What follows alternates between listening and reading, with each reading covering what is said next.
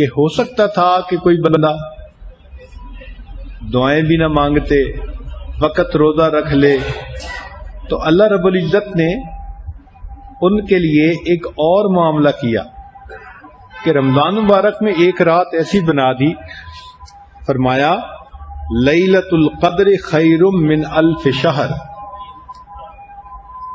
شب قدر کی عبادت 1000 مہینوں کی عبادت سے بہتر۔ اگر کیلکولیشن کی جائے تو 1000 مہینے 83 ایئرز کے برابر بنتے ہیں۔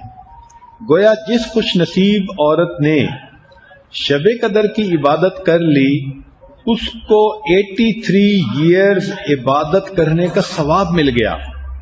گویا پوری زندگی کی عبادت کا ثواب ایک رات میں حاصل ہو گیا۔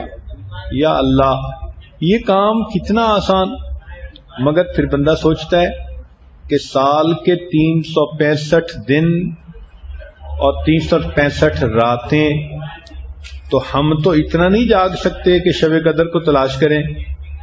تو نبی علیہ السلام نے بتلا دیا کہ شب قدر رمضان المبارک کی راتوں میں ہوتی ہے۔ گویا 365 سے کام سمیٹ کر 30 راتوں میں کر دیا گیا۔ پھر بندہ سوچتا ہے جی 30 راتیں تو جاگنا بڑا مشکل، تو نبی علیہ السلام نے بتلا دیا کہ دیکھو بھائی، رمضان کی آخری عشرے میں وہ رات ہوتی ہے، گویا 10 راتوں میں کام سمیٹ دیا گیا۔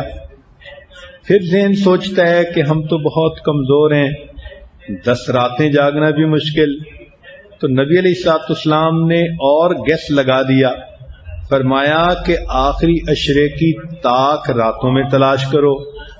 گویا 21، 23، 25، 27 اور 29، یہ کل 5 راتیں ہوئیں۔ اب بتائیں کہ اپنی بخشش کروانے کے لیے اور ساری زندگی کے گناہ بخشوانے کے لیے 5 راتوں میں عبادت کرنا کون سا مشکل کام ہے؟ یہ تو کمزور آدمی بھی کر سکتا ہے، بیمار بھی کر سکتا ہے، معذور بھی کر سکتا ہے، ہر بندہ کر سکتا ہے 5 راتیں جاگنا۔ پھر اگر کوئی سوچے کہ جی پوری رات جاگنا تو بڑا مشکل، تو نبی علیہ السلام نے مزید آگے بتا دیا کہ اس رات میں ایک خاص وقت آتا ہے جب جبریل علیہ السلام فرشتوں کو لے کر زمین پر آتے ہیں، تنزل الملائکۃ والروح فیہا بإذن ربہم من کل امر سلام۔ تو وہ خاص نور کا وقت ایسا ہوتا ہے کہ اس وقت میں اگر کوئی عبادت کرے تو اس کی عبادت قبول، 83 سال کا ثواب۔ اب سوچ آتی ہے کہ یا اللہ، ہمیں کیا پتا کہ رات کے کس وقت میں وہ نور کے لمحہ شروع ہو؟ تو قرآن مجید نے اس میں بھی آسانی کر دی، اتنا بتا دیا کہ وہ لمحہ جب بھی شروع ہوگا، یا حتی مطلع الفجر، وہ طلوع فجر تک رہے گا، یعنی روزے کے شروع ہونے کا جو ٹائم ہے، جس کو ہم کہتے ہیں سحری کے ختم ہونے کا وقت، وہ اس وقت تک برکتیں رہتی ہیں۔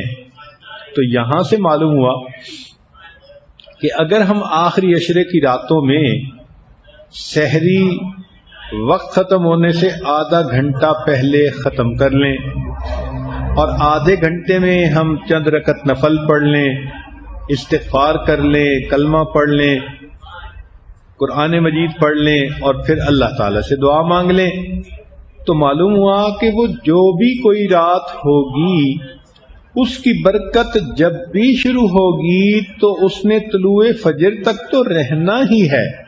تو گویا اس طرح ہمارے لیے لیلۃ القدر میں ثواب حاصل کرنا آسان ہو گیا۔ تو یوں دیکھیے کہ نظر آتا ہے بڑا مشکل، لیکن اگر کرنا چاہو تو کتنا آسان۔ اس کی مثال ایسے کہ ایک بندے نے خواب دیکھا کہ تم گھر سے باہر نکلو اور جو چیز تمہیں نظر آئے تم اسے کھاؤ گے تو تمہارا مقصد پورا ہو جائے گا۔ وہ گھر سے باہر نکلا تو اسے اپنے سامنے پہاڑ نظر آیا، بڑا حیران کہ میں کروں تو کیا کروں، پہاڑ کو تو نہیں کھا سکتا۔ پھر اس نے کہا چلو میں چلتا تو ہوں۔ اس نے چلنا شروع کیا۔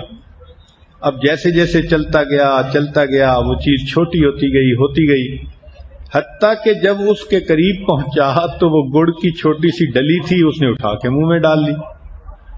تو معاملہ ایسا ہی ہے کہ شب قدر کو تلاش کرنا اگر ویسے دیکھیں تو پہاڑ ہے، لیکن اگر نیت ہو، نیک ہو اور طلب ہو تو اس کا حاصل کرنا ہے بھی بہت آسان۔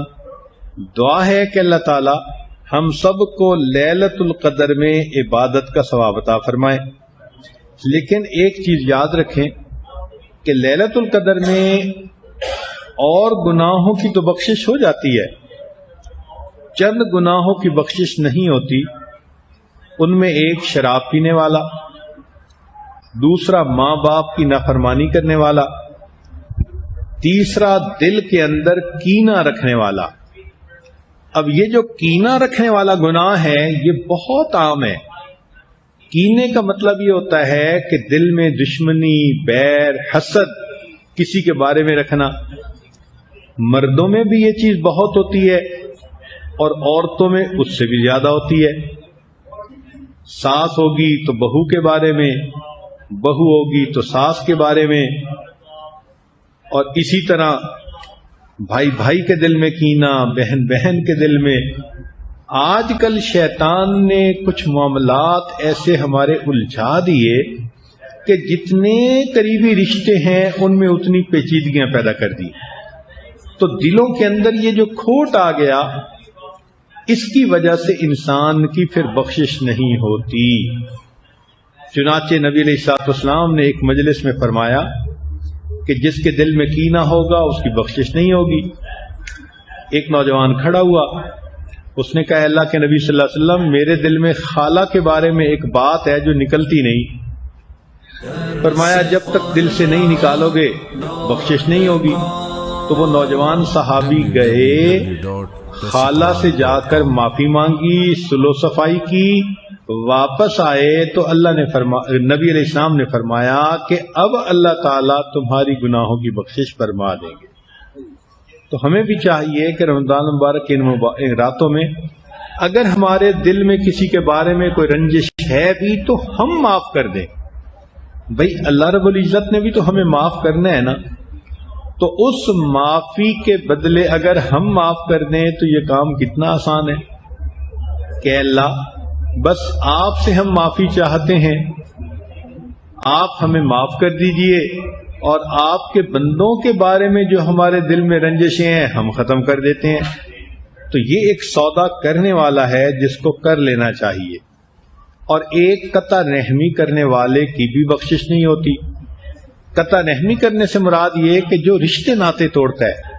بعض لوگوں کو عادت ہوتی ہے ذرا سی بات پہ بھائی سے بولنا چھوڑ دیا، بہن سے بولنا چھوڑ دیا، خالہ سے بولنا چھوڑ دیا، اس سے چھوڑ دیا۔ یہ جو قریبی رشتوں کو توڑنا ہے یا ان کو چھوڑنا ہے اس کو قطع رحمی کہتے ہیں۔ اس بندے کی بھی شب قدر میں مغفرت نہیں ہوتی۔ لہذا ہمیں ان گناہوں سے توبہ کرنی چاہیے تاکہ لیلۃ القدر میں ہمارے گناہوں کی بخشش ہو جائے۔